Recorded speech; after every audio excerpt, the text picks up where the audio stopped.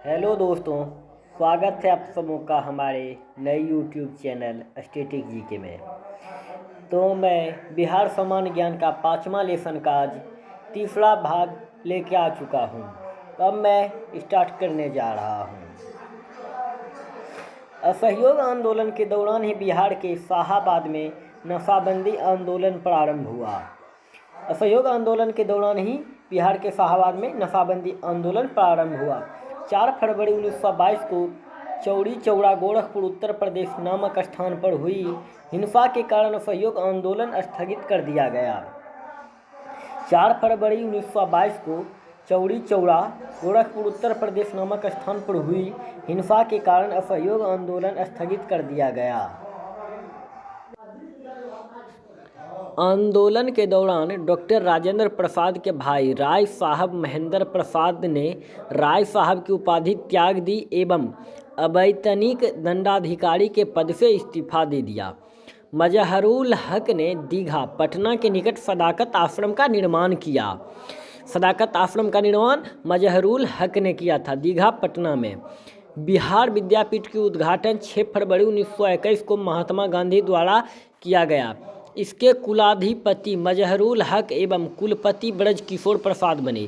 मजहरुल हक ने 30 सितंबर 1921 को सदाकत आश्रम से दी मदरलैंड नामक अखबार निकालना शुरू किया।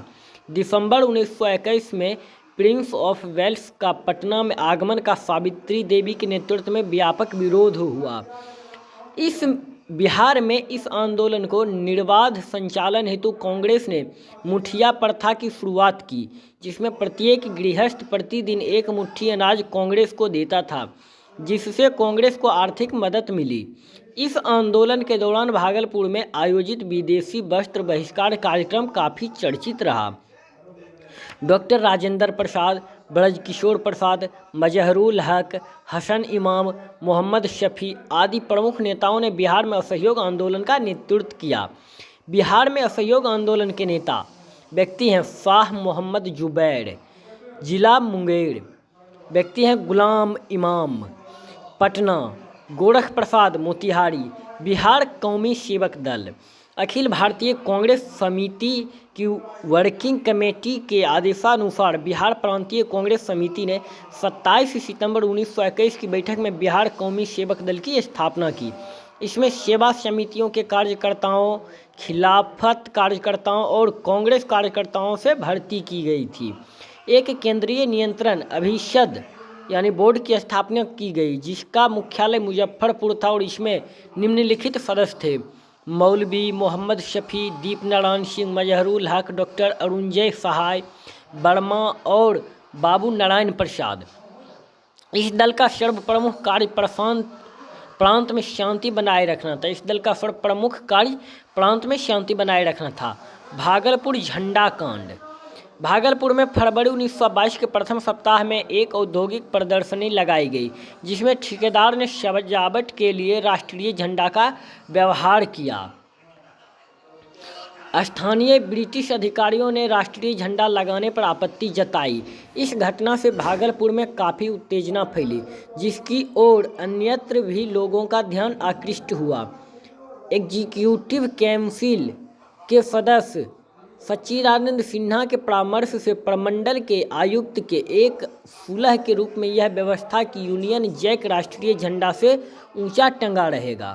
राष्ट्रवादी क्षेत्रों में यह व्यवस्था अपमानजनक मानी गई और पटना एक तार भेजकर यह शिकायत की गई कि वे अपने को अपमानित समझते थे।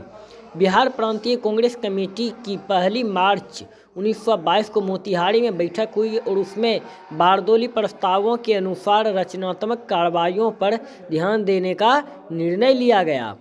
स्वराज दल 1923। कांग्रेस का 37वां अधिवेशन 1922 ईस्वी में बिहार के गया में हुआ। इसके अध्यक्ष देशबंधु चितरंजन दास थे। इस अधिवेशन में कांग्रेस द्वारा विधायिका में भाग लेने या इसके बहिष्कार को जारी रखने के मुद्दे पर बहस हुई और निर्णय बहिष्कार के पक्ष में हुआ, परंतु मोतीलाल नेहरू, चितरंजन दास, सत्यमूर्ति आदि विधायिका में प्रवेश के पक्ष में थे। इन्होंने मिलकर स्वराज दल का गठन किया। बिहार में फरवरी 1928 में स्वराज दल की शाखा का गठन श्री कृष्ण सिंह ने किया था। बिहार में स्वराज दल के प्रथम अध्यक्ष श्री नारायण प्रसाद एवं सचिव अब्दुल बारी थे। साइमन कमीशन में एक भारतीय सदस्य नहीं होने के कारण भारत में इसका व्यापक एवं तीव्र विरोध किया गया। 1928 ईस्वी में साइमन कमीशन का भारत में आगमन हुआ। यह आयोग भारत में मॉन्टेग्यू चेम्सफोर्ड सुधारों 1919 ईस्वी की जांच के उद्देश्य से आया था। बिहार में सर अली इमाम के नेतृत्व में एक सर्वदलीय सम्मेलन का आयोजन किया गया। बिहार में साइमन कमीशन 12 दिसंबर 1928 ईस्वी को पटना आया।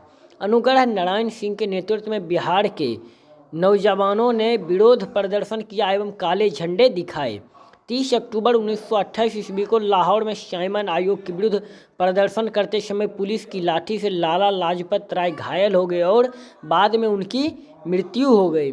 16 नवंबर 1927 को प्रकाशित लीडर्स मैनिफेस्टो में साइमन कमीशन की काफ़ी आलोचना की गई थी। इस पत्रिका में बिहार के प्रमुख नेताओं जैसे सच्चिदानंद सिन्हा, अली इमाम, नवाब इस्माइल के हस्ताक्षर मौजूद थे। अब देखिए राजनीतिक प्रीति दिवस।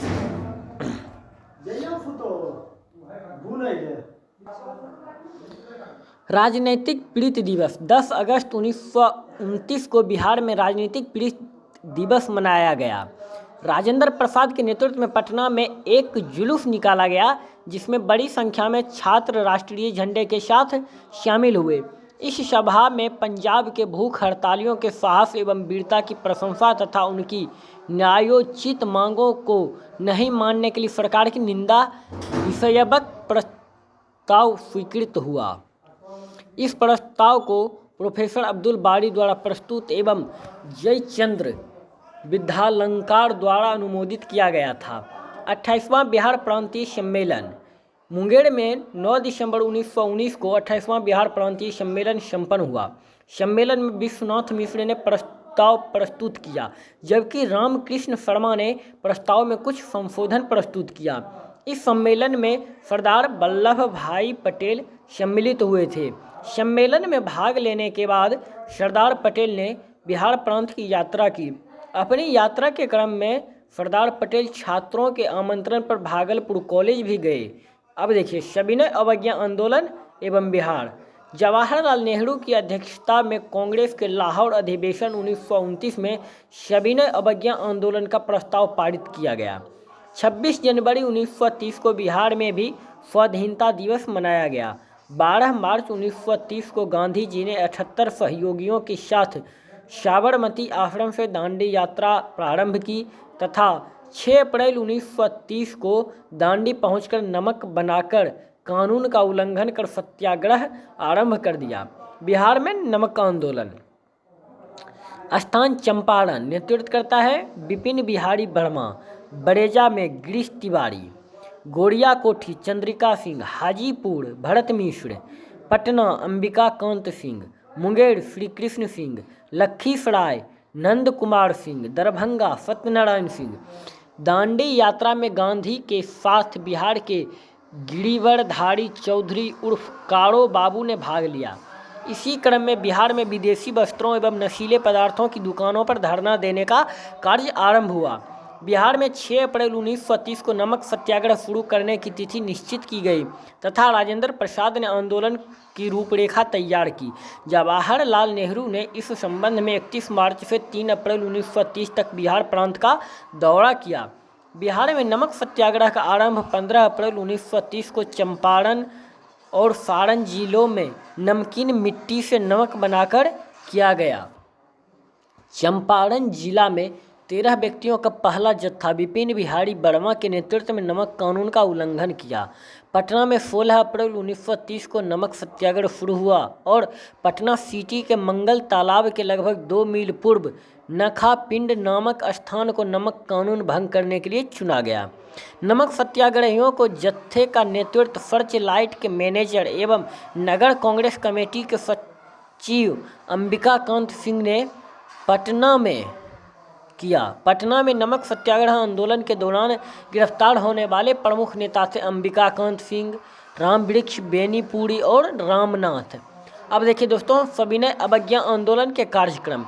नमक कानून का उल्लंघन, करबंदी आंदोलन, महिलाओं द्वारा शराब, अफीम एवं विदेशी कपड़ा दुकानों पर धरना, विदेशी वस्तुओं का बहिष्कार, सरकारी सेवाओं, अदालतों, शिक्षा केंद्रों एवं उपाधियों का बहिष्कार।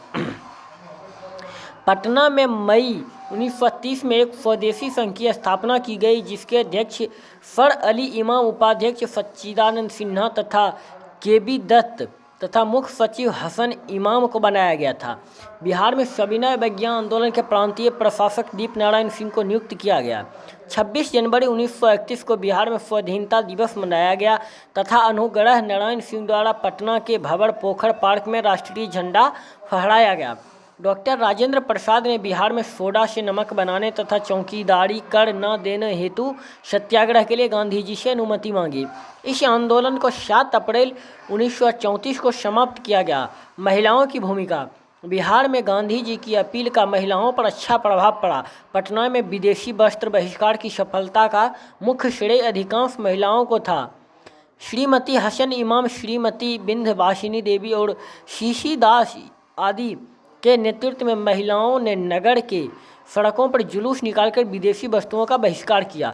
श्रीमती हसन इमाम, श्रीमती शीशी दास तथा विंध्यवासिनी देवी आदि के विरुद्ध कानूनी कार्रवाई भी की गई तथा विदेशी वस्त्र बहिष्कार और शराबबंदी आंदोलन के सिलसिले में हजारीबाग से सरस्वती देवी एवं साधना देवी, गिरिडीह से मीरा देवी, लखीसराय से श्रीमती विद्या देवी को गिरफ्तार किया गया।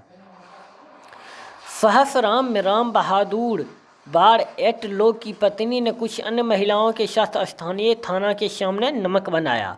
जनवरी 1929 में पटना में अखिल भारतीय महिला सम्मेलन का एक अधिवेशन हुआ।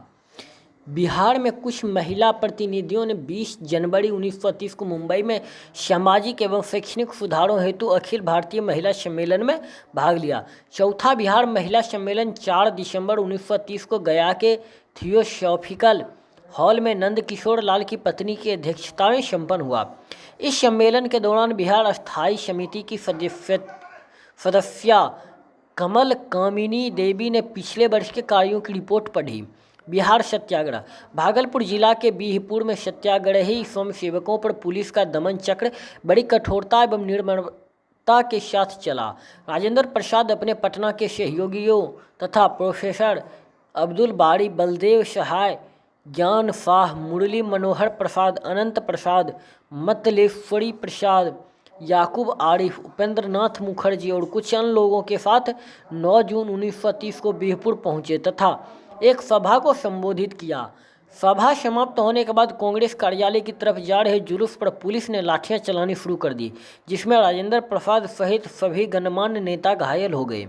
पुलिस अत्याचार के विरुद्ध बिहार काउंसिल के 4 सदस्यों अनंत प्रसाद, कमलेश्वरी सहाय, श्याम नारायण सिंह शर्मा और नवल किशोर प्रसाद सिंह ने सदस्यता त्याग दी। भागलपुर के पब्लिक प्रोसिक्यूटर राय बहादुर सुधांशु भूषण राय ने बीहपुर और सबौर में पुलिस कार्रवाइयों को अवैध करार देते हुए 4 जुलाई 1930 को अपना त्यागपत्र दे दिया। राय बहादुर द्वारकानाथ ने भी राजेंद्र प्रसाद और प्रोफेसर अब्दुल बारी पर लाठी प्रहार के विरोध में बिहार विधान परिषद की सदस्यता से इस्तीफा दे दिया। नंगी हड़ताल। सविनय अवज्ञा आंदोलन के प्रभाव में छपरा जेल के कैदियों ने स्वदेशी वस्त्र की मांग की एवं उसके उपलब्ध न कराए जाने पर नंगे रहने का निश्चय किया। इसे नंगी हड़ताल के नाम से जाना जाता है। चौकीदारी कर के विरुद्ध आंदोलन। बिहार में चौकीदार कर का भुगतान करने से किसानों ने मना कर दिया। इसमें चंपारण जिला के सबसे आगे था। उसके 5 थाने सुगौली, गोविंदगंज, ढाका, जोगापट्टी और मझौलिया इससे प्रभावित थे। शाहाबाद के बाबूड़ा नामक स्थान पर कुछ लोगों ने चौकीदारी कर चुकाने से मना कर दिया।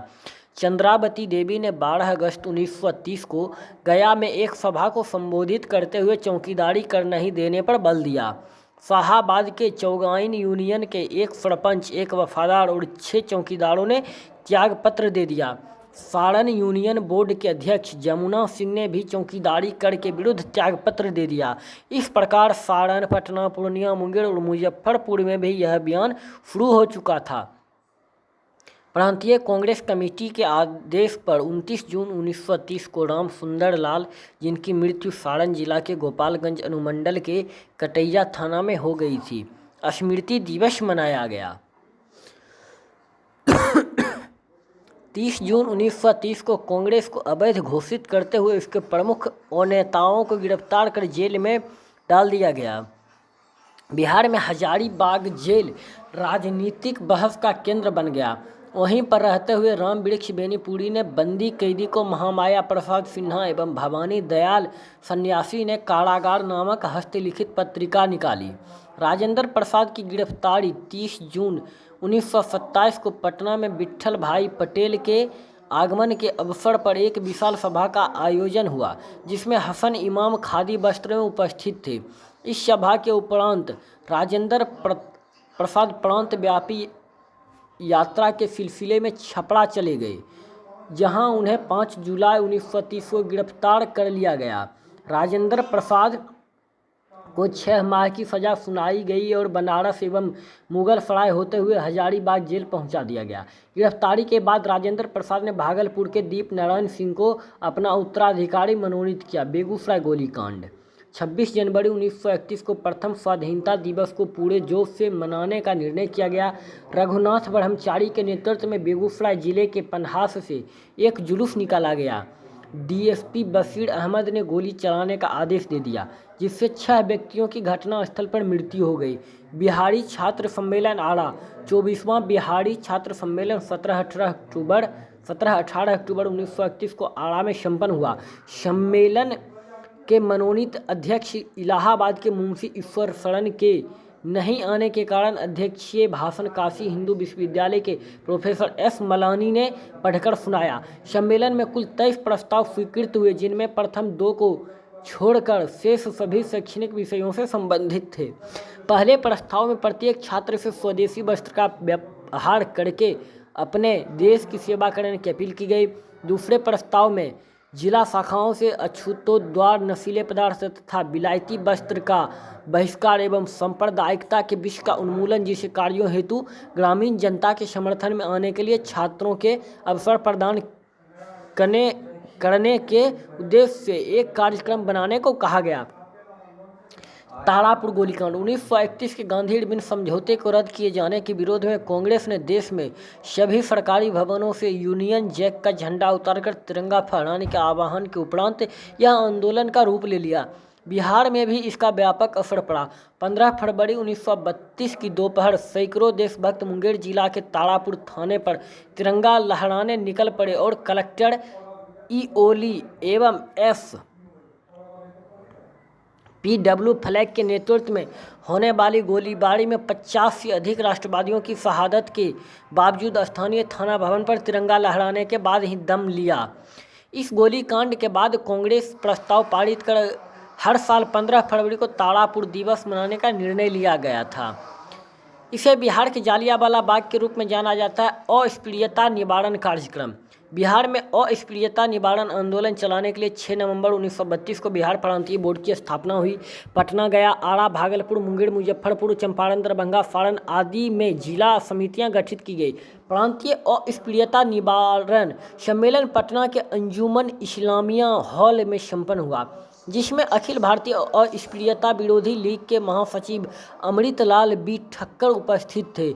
इस सम्मेलन की अध्यक्षता सूरजपुरा के राजा राधिका रमन प्रसाद सिंह ने की, जबकि बिहार के प्रख्यात पंडित ब्रज बिहारी चौबे सम्मेलन की स्वागतकारिणी के अध्यक्ष थे। इस सम्मेलन के बाद 6 जिला सम्मेलन क्रमशः छपरा, आरा, भागलपुर, मुंगेर, जहानाबाद और बेतिया में किए गए। बेतिया को छोड़कर सभी सम्मेलनों में प्रांतीय सचिव ने भाग लिया।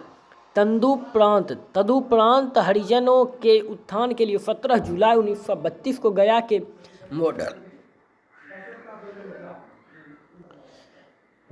के मॉडल स्कूल में एक सभा की गई, जिसमें एक मेहतर ने भाषण किया और उपस्थित लोगों में इलायची एवं सुपारी वितरित की। महात्मा गांधी की बिहार यात्रा 15 जनवरी 1934 को उत्तर बिहार में आए भीषण भूकंप की सूचना महात्मा गांधी को अखबारों, विज्ञापितों और राजेंद्र प्रसाद के 21 जनवरी 1934 के तार से मिली। महात्मा गांधी ने दक्षिण भारत की अपनी हरिजन यात्रा स्थगित करके पटना के लिए 9 मार्च 1934 को प्रस्थान किया और 11 मार्च 1934 को पटना पहुंचे। राजेंद्र प्रसाद के साथ वह 14 मार्च 1934 को मोतिहारी पहुंचे और वहां एक विशाल सभा को संबोधित किया। भूकंप से प्रभावित क्षेत्रों का दौरा करने के बाद महात्मा गांधी छपरा पहुंचे, जहां उन्होंने 27 मार्च 1934 को भारी भीड़ के सम्मुख भाषण दिया। इस यात्रा के दौरान वह राजेंद्र प्रसाद के साथ दानापुर गए और वहां अनाथालय के अहाते में अस्पृश्यता और सेवा कार्य पर मुख्यतः भाषण दिया। दानापुर के नागरिकों की ओर से गांधी जी को एक अभिनंदन पत्र दिया गया जो 401 रुपये में बिका। छपरा से गांधी जी मुजफ्फरपुर के लिए रवाना हुए। यात्रा के दौरान प्रत्येक स्टेशन पर भारी भीड़ उनका स्वागत करती थी। सोनपुर स्टेशन पर उन्होंने गाड़ी के डिब्बे से उपस्थित भीड़ को संबोधित किया। मुजफ्फरपुर से गांधी जी सीधे जूड़न छपरा गए, जहां उन्होंने आत्मशुद्धि के लिए प्रार्थना की तथा अस्पृश्यता निवारण बल दिया। यहाँ से वह 29 मार्च 1934 को सीतामढ़ी गए। दरभंगा, मधुबनी, बिहपुर, भागलपुर होते हुए गांधी जी 3 अप्रैल 1934 को मुंगेर पहुंचे। यहाँ भूकंप के कारण जान माल की अप्रिमेय क्षति हुई थी। गांधी जी की लाठी। अब देखिए दोस्तों, हम गांधी जी की लाठी के बारे में पढ़ेंगे।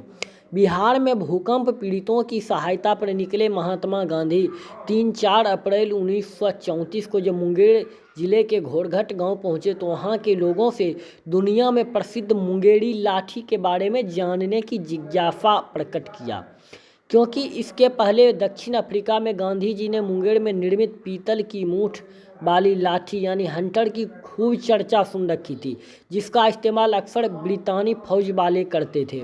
लाठी में गांधी जी की गहरी दिलचस्पी देख कर घोड़घट गांव के लोगों ने कांग्रेस के एक युवा क्रांतिकारी अगरजीत पासवान के सामूहिक नेतृत्व में उपहार के तौर पर बापू के हाथ में एक लाठी सौंपी, जो आजीवन बापू संग रही।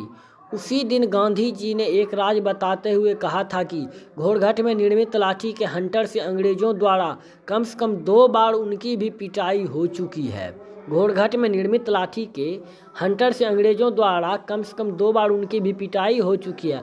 बाद में लाठी प्रसंग पर भारतीय डाक विभाग ने एक डाक टिकट भी जारी किया था। घोड़घट गांव में आज भी हर साल गांधी जी के आगमन दिवस पर लाठी महोत्सव की सांस्कृतिक आयोजन होता है। मुंगेरी लाठी यह चूने, खल्ली और विशेष रसायनों के लेप से आग में सेंक कर पीतल की मूठ वाली हंटरनुमा लाठी बनाई जाती थी। उस समय अंग्रेजों ने मुंगेर में निर्मित लाठियों का कारोबार सरहद पार तक फैला दिया था। इसका व्यापार ब्रिटेन, अफगानिस्तान, भूटान, दक्षिण अफ्रीका समेत ब्रितानी हुकूमत वाले सभी मुल्कों में था। अंग्रेज यहाँ की बनी लाठी को हंटर के रूप में प्रयोग कर स्वतंत्रता सेनानियों का दमन करने के लिए करते थे। अब देखिए, भागलपुर 5 रुपये का गांधी ऑटोग्राफ। 15 जनवरी 1934 को बिहार में आए भूकंप की त्रासदी में 20,000 से अधिक लोग मारे गए थे, जिसमें भागलपुर ज़्यादा प्रभावित था। तो आज के लिए बस इतना ही दोस्तों। अगर हमारा वीडियो अच्छा लगा हो और इसी तरह पढ़ने के लिए हमारे चैनल को सब्सक्राइब करें, वीडियो को लाइक करें और ज़्यादा से ज़्यादा शेयर करें। तो थैंक यू दोस्तों।